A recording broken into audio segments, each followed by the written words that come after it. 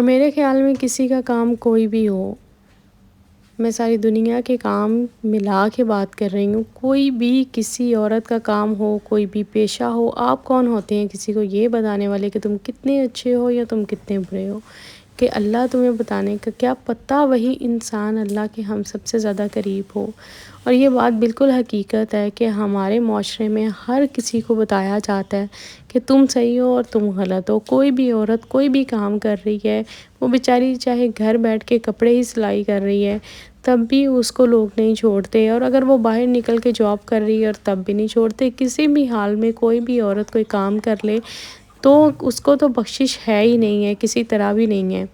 उसका हस्बैंड नहीं है, वो अपने बच्चों के लिए बाहर निकलती है, तब भी लोग बातें करते हैं। इवन मैंने ये देखा है कि जो घरों में जाके बेवा औरतें अपने बच्चों के लिए काम करती हैं, लोग तो उनको माफ़ नहीं करते, हम तो फिर बड़ी दूर की बात है।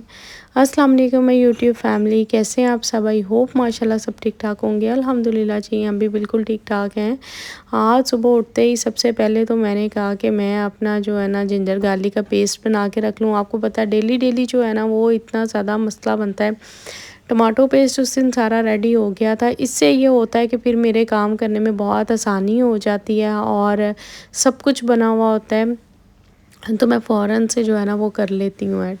अब तो मेरा दिल है किसी दिन प्याज भी सारे चॉप करके तो उसको भी रख फ्रीज़ करके ना इसी तरह से बना के रख लूँ कि मतलब मुझे कुछ भी ना करना पड़े, बस मैं उठूँ और सब लहसुन अदरक प्याज कटा हुआ मतलब हर चीज़ बनी हुई पड़ी है, बस झटपट डालूँ और जो है ना वो सारा पेस्ट रेडी होगा तो मेरी जो कुकिंग है वो बहुत जल्दी से हो जाएगी। तो यहाँ पे आते हैं जी अपने टॉपिक की तरफ। कल मैंने आप लोगों को बताया था कि बहुत सारे जो हैं मुझे इससे रिलेटेड मैसेजेस आ रहे हैं।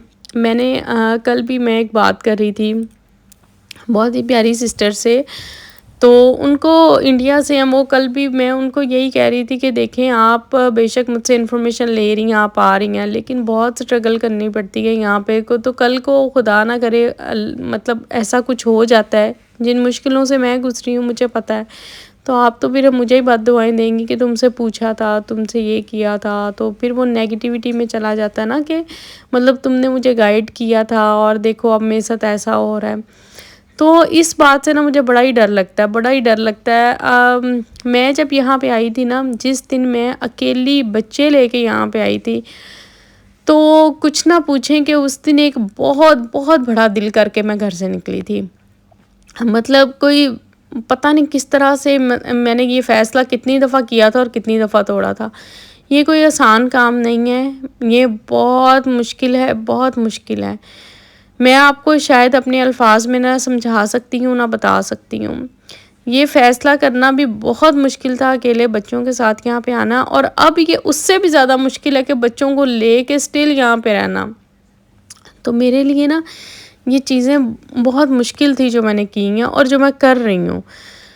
दूसरी बात ये है कि देखें आप कुछ कल मैसेजेस में पढ़ रही थी जिसमें उन्होंने कहा हुआ था कि बिल्कुल ऐसा ही है, यहाँ पाकिस्तान में भी इसी तरह से करना पड़ता है कि मतलब दोनों को मिलके काम करना पड़ता है। तो कोई शक नहीं है, यहाँ भी दोनों ही काम करेंगे तो ही जो घर की वो कह लें रोज़ी रोटी है वो चलेगी। और अगर पाकिस्तान है तो पाकिस्तान के उन्होंने लिखा हुआ था कि हालात इतने ख़राब हो चुके हैं, इतना सर्वाइव वहाँ पे करना पड़ता है। यार वहाँ पे बिल्कुल करना पड़ता है, लेकिन कुछ चीज़ें हैं वहाँ पे जिस तरह के हमारा अपना घर हमें रेंट नहीं देना पड़ता, और कुछ चीज़ें ऐसी भी हैं कि जो हमारी रेंज में आ जाती हैं, ठीक है। और यहाँ पर ऐसा कुछ नहीं है, यहाँ पर आपको जो है वही लेना है।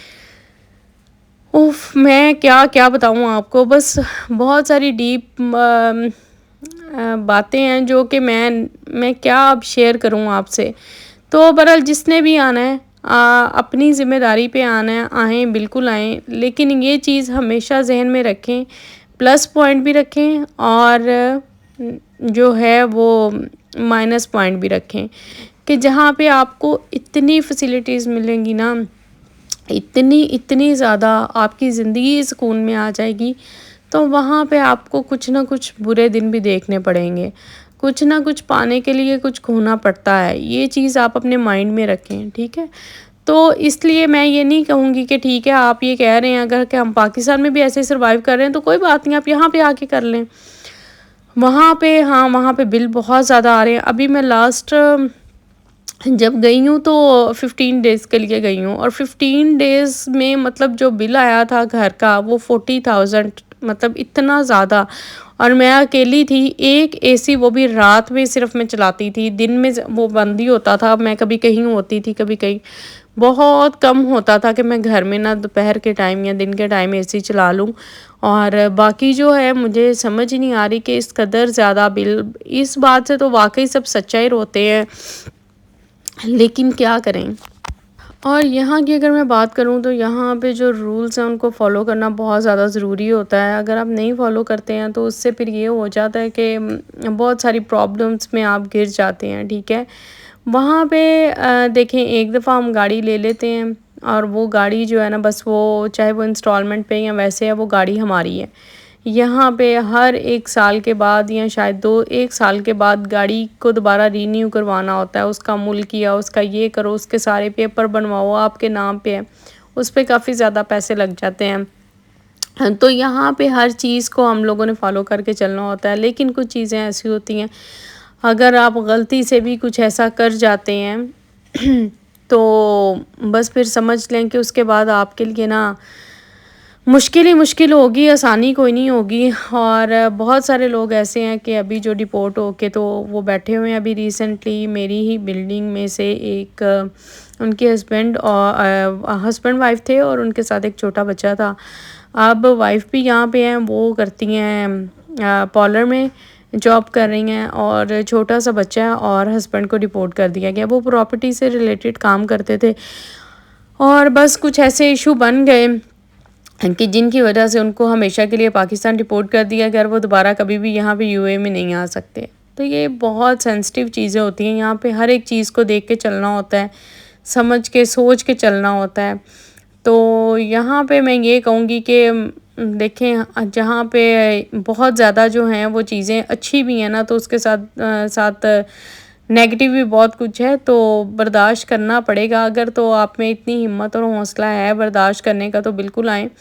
बाकी मैं बता रही थी आपको, उनसे बात हो रही थी इंडिया में मेरी सिस्टर से, लेकिन मसला ये है, वो भी मुझे यही कह रही थी कि अल्लाह की सुपुर्द है सब कुछ, आपसे तो हम गाइडलाइन ले रहे हैं, हमने आपको अप्रोच किया, आपने हमें अप्रोच नहीं किया, तो हम आपको क्यों कुछ कहेंगे। तो हम आना चाह रहे हैं, तो बिल्कुल आप देखें, मैं आपके साथ हूँ। हर किस्म की जो भी बात आप मुझसे पूछेंगे मैं बताने को तैयार हूँ, आपको गाइड करने के लिए बिल्कुल सब कुछ करने को रेडी हूँ। लेकिन आना आपने अपनी ज़िम्मेदारी पे है।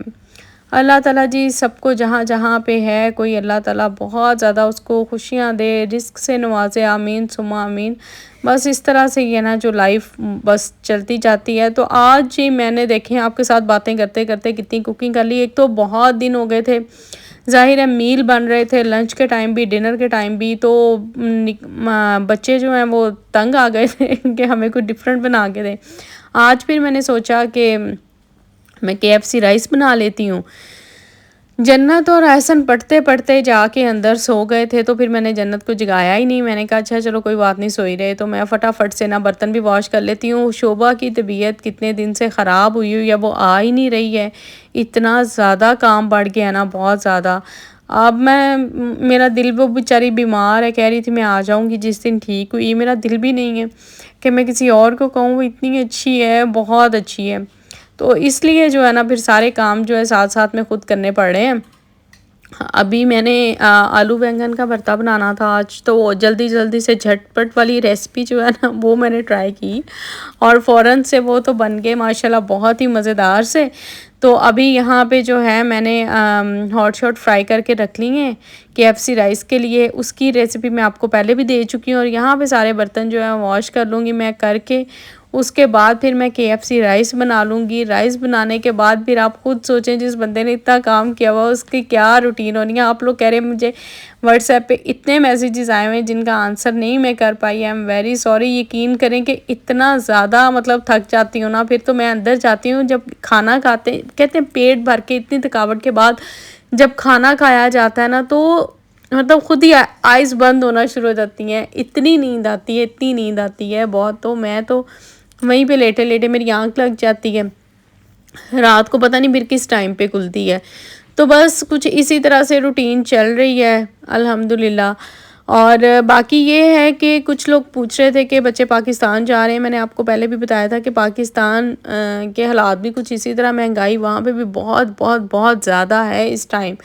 तो हर चीज़ को देख के चलना पड़ता है। अभी कुछ भी मैं इस चीज़ के बारे में डिसाइड नहीं कर पा रही हूँ, और अभी मैं जो है वो थोड़ी कंफ्यूज हूँ, भेजूँ कि ना भेजूँ। बच्चों का तो बहुत दिल है, और अम्मी भी काफ़ी ज़्यादा उदास हो गई हैं वहाँ पे जाके। माशाल्लाह ठीक है। वो किसी ने पूछा था आपकी वालदा कैसी हैं, अल्हम्दुलिल्लाह उनकी तबीयत भी ठीक है। तो अभी मैं कुछ भी डिसाइड नहीं कर पा रही हूँ, देखें क्या करती हूँ, लेट्स सी। हाँ चले, अभी तो यहाँ पे हैं, मतलब कुछ ना कुछ हेल्प हो जाती है, और जब ये चले गए तो मैं तो अकेली यहाँ पे रह जाऊँगी। ये भी एक बहुत बड़ा इशू है ना मेरे लिए। तो खैर यही थी कुछ बातें, इनको मैं कह रही थी। मैंने कहा कि देखो सब लोग पूछते हैं कि आप कैसे आई थी, और मुझे पता है कि कितनी मुश्किल से मैं वहाँ से निकली थी, और मेरी फैमिली में से मैं अकेली ही थी वहाँ से बच्चों को लेके पूरी फैमिली के साथ निकलने वाली। और आज तक स्टिल जो है ना वो मैं इस चीज़ पे कोशिश कर रही हूँ कि यहाँ पे बस किसी तरह से हम बस जाएं। आप समझ रहे हैं ना, मतलब अभी तक जो है वो डामाडोल ही होता है, कभी हो रहा है तो कभी नहीं हो रहा, कभी हो रहा है तो कभी नहीं हो रहा। तो कुछ इस तरह की कंडीशंस जो है ना वो चल रही होती हैं। बाकी अल्हम्दुलिल्लाह मेहनत मज़दूरी करनी है, हलाल रिज़्क कमाना है, उसके लिए मेहनत भी कर रहे हैं, और कोशिश भी कर रहे हैं। बाकी आप सबकी दुआएं मेरे साथ हैं। इंशाल्लाह इंशाल्लाह अल्लाह ताला जी बहुत सारी आसानियाँ पैदा करेंगे, आपके लिए भी करेंगे, आप सबके लिए भी बहुत सारी दुआएं। आप सब बहुत सपोर्ट करते हैं मुझे, आप सबकी वजह से मैं आज इधर हूँ। और अगर मैं चैनल की बात करूं तो यकीन करें कि मुझे शायद आप सब जैसे इतने प्यार से कमेंट करते हैं, या बात करते हैं, या व्हाट्सएप पे कांटेक्ट भी करके मुझे तसल्ली दे रहे होते हैं। तो यही मेरी सबसे बड़ी मोटिवेशन यही है। जहाँ पे मैं थोड़ा सा डीमोटिवेट होती हूँ, या फिर थोड़ा सा कह लें उदास होती हूँ, या फिर घबरा जाती हूँ, तो बहुत सारी बहनें मेरी ऐसी हैं जो मुझे मैसेजेस पे बहुत ज़्यादा मतलब मोटिवेशन देती हैं, और उस शायद इसीलिए जो है ना मैं दोबारा दोबारा उठ के खड़ी हो जाती हूँ। शुक्र अल्हम्दुलिल्लाह, इसलिए आप सबके लिए दिल से दुआएं। तो ये जी हमारा डिनर हो गया था जी यहाँ पे रेडी, और ये अब हम इंजॉय करते हैं। मुझे दीजिए इजाज़त, इंशाल्लाह मिलते हैं कल नेक्स्ट व्लॉग में। तब तक के लिए अल्लाह हाफिज़।